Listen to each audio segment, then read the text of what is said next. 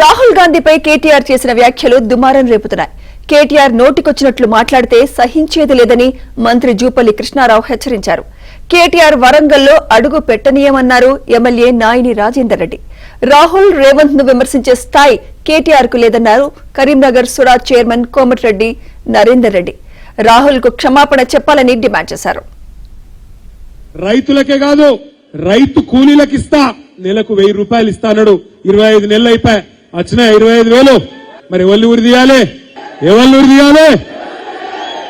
రేవంత్ రెడ్డిని కాదు, రేవంత్ రెడ్డిని చాలా చేయాలి కానీ రేవంత్ రెడ్డి లాగులో తొండలు ఇడిచి పెడదాం తర్వాత. కానీ ఊరి తీయాల్సింది రాహుల్ గాంధీ అనే హౌలగాన్ని. ఈ హౌలగాన్ని మన మీద రుద్దినా ఆ హౌలగాన్ని ఊరి తీయాలి. ఇక్కడ వరంగల్కి వచ్చి అబద్దాలు ఆడి రైతులను 70 లక్షల మంది రైతులను మోసం చేసిండు రాహుల్ గాంధీ. హౌలగాన్ని ఊరి తీయాలి నడి బజార్లా. ఇదే రాహుల్ గాంధీ హైదరాబాద్ లో అశోక్ నగర్ పోయిండు. అక్కడ పోయి డైలాగులు పెట్టిండు. ఏమన్నాడు? కేసీఆర్ కేటీఆర్ ఇద్దరు ఉద్యోగాలు ఊడగొట్టుండ్రి, మీకు మొదటి సంవత్సరంలోనే 2 లక్షల ఉద్యోగాలు ఇస్తా అని అక్కడ ఉండే తమ్ముళ్లను చెల్లెలను రెచ్చగొట్టిండు.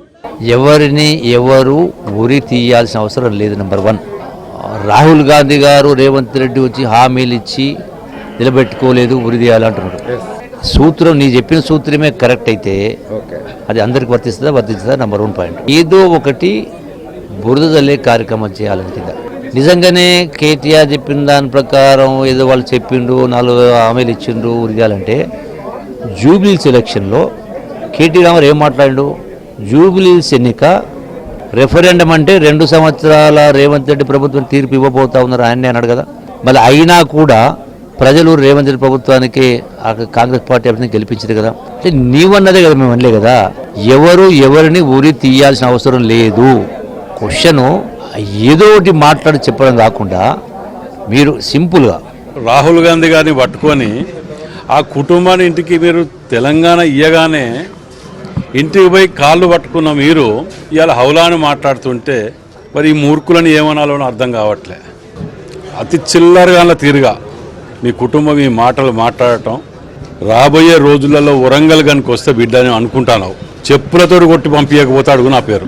చెప్పులతో కొట్టిస్తా నిన్ను. నువ్వు రాహుల్ గాంధీ కుటుంబం గురించి ఏమి తెలుసు అని చెప్పి నువ్వు మాట్లాడుతున్నావు. ఏదవా నువ్వు ఎక్కడున్నావు? నువ్వు తెలంగాణ ఉద్యమం అప్పుడు ఎక్కడున్నావు? నువ్వు బుద్ధి, సిగ్గు, శరం, లజ్జ ఇంకా రావట్లేదా మీకు? ఇంతమంది ఇన్ని చేసినా కానీ నోటికి ఏదొస్తే అది మాట్లాడటమేనా? సంస్కారం, సభ్యత లేదు. మేము అనలేవురా బ్రోకర్లు, లఫూర్ గాన్లు ఇదే మేము అన్ని తిట్టలేమా? నేను తిట్టలేకనా? అలా పిహెచ్డీలు చేసిన వల్ల మేము మా దాంట్లో అంతమంది ఉన్నారు పిహెచ్డీలు చేసిన వాళ్ళు. నువ్వు నెక్స్ట్ టైం కనుక నువ్వు వరంగల్ రాయిగాను మేము ఏదైనా రాజకీయాలు ఉన్నా లేకున్నా పర్లే కానీ బిడ్డ నిన్ను వదిలిపెట్టాం. ఈ భాష నువ్వు రాహుల్ గాంధీ గారికి క్షమాపణ చెప్పలేదో ఈ సంగతి ఏందో చూస్తాం. బిడ్డ మీద రేవంత్ రెడ్డి గారి మీద మాట్లాడితే కర్రు కాల్చి వాత పెడతాం బిడ్డ, ఖబర్దార్ అని చెప్పి చెప్తా ఉన్నాం. ఏమో అహంకారం, ఏమో దొరతనం. బల్బు నెత్తికెక్కిందా? కాంగ్రెస్ కార్యకర్తలు కన్నెర చేస్తే ఎక్కడుంటో ఒకసారి ఆలోచించుకోమని చెప్తా ఉన్నాం. ఖబర్దార్ అని హెచ్చరిస్తా ఉన్నాం. రా సిరిసిల్ల రా, ఇదే విధమైన అహంకారంతో మాట్లాడితే బిడ్డ బంధించి కొడతాం.